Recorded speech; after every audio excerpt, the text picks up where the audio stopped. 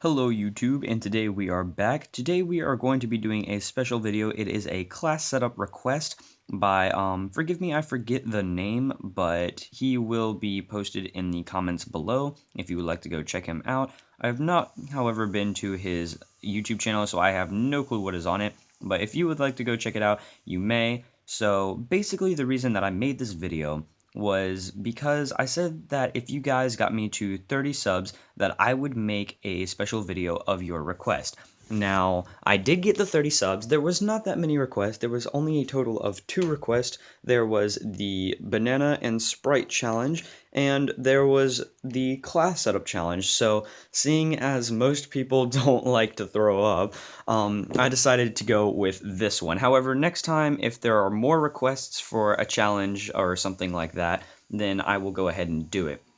Anyway, getting on with the video. So, what you are looking at is basically my favorite class setup for Black Ops 2. I find this class to be very, very fun. It's very active and energetic, and you are constantly moving, and it just keeps you engaged. It's very easy to use once you learn to get the recoil down, and it's just overall a very fun and powerful class at the same time. Now, what we're playing on right now is we're playing on Free For All, and as you can see, we are using the Scar H. Now, the attachments that I have for the Scar H are, I have to have Perk 2 Greed, or sorry, not Perk 2 Greed, but Primary Gunfighter, I think is what it's called, so that you can have 3 attachments on the gun. And those 3 attachments are, first of all, the suppressor. What this does is, when you are coming up behind somebody, and you do not want them to know that you are shooting at them, you throw on a suppressor, and they are not going to be able to hear your gunshots. Well, they can hear it, but they're not going to see you on the minimap, they're not going to see where you're coming from, which makes this a very useful perk, especially if you're in something like Free-for-All, which is when we're playing, where there's people literally everywhere. So, there are very many uses for this suppressor, and I mean, it's just one of my personal favorite uses for assault rifles in general. I think that most all assault rifles are very, very fun to use, but I think this is probably my favorite. And if I ever make any more of these in the future, you will see that I put suppressors on most of my ARs.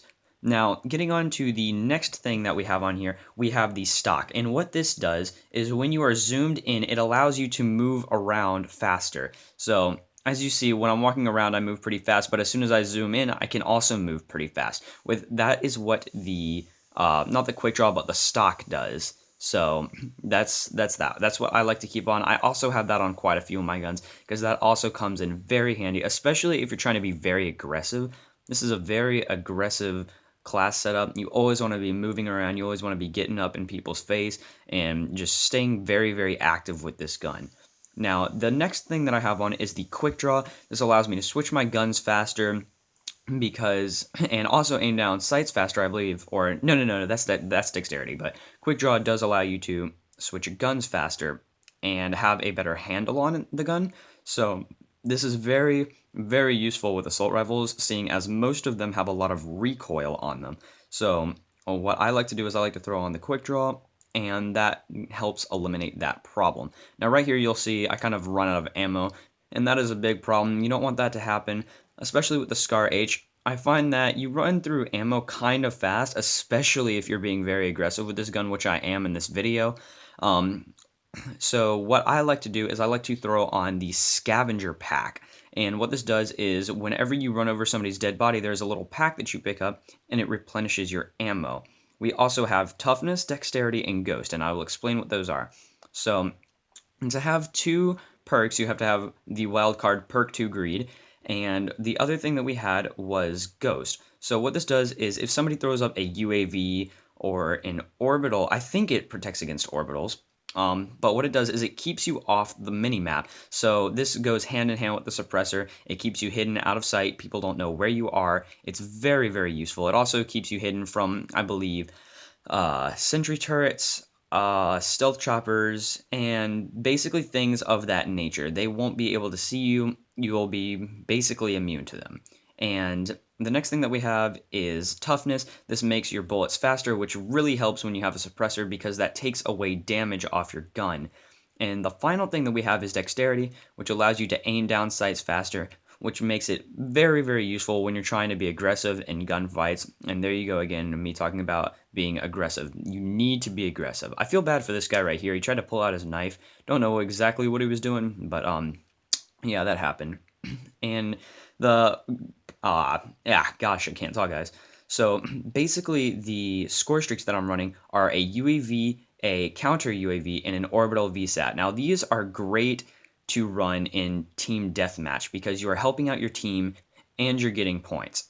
Now, I'm running those in free for all as well, though, because in free for all, you would like to know where everybody is because you don't have anybody on your team.